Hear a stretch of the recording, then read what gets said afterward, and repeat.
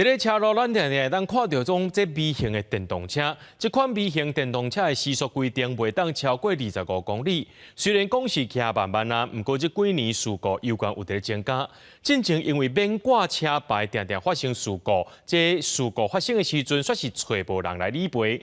交通部对111年11月底修法，开始规定讲民众就要挂牌。这2年的春秋期伫要到啊，伫今年的11月30进前一定要挂牌，若准无挂上重会当罚到3600。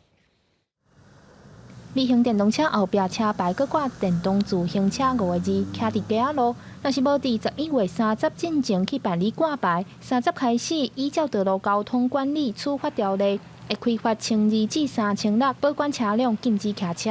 那你知道他要挂牌吗？要，我知道，要找店家去帮忙办，对啊，他就全部办到好了，已经找到了，还没去而已。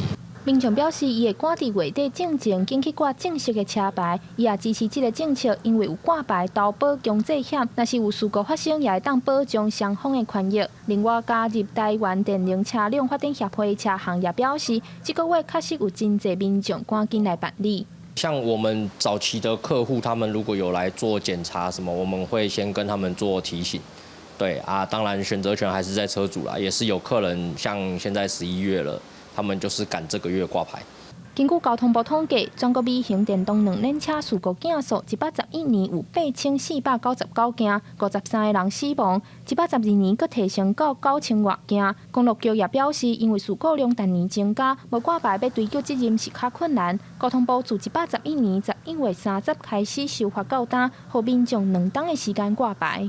因为较早咱这个电动自行车因为无需要挂牌嘛，无需要投保，所以有迄个呢改装啦、超速啦，各种事故会增加，各种事故无得理赔这个问题。公路局也表示，完成时间到这个月底，提醒要未挂牌投保强制险的民众，要紧把握时间，才袂互人罚。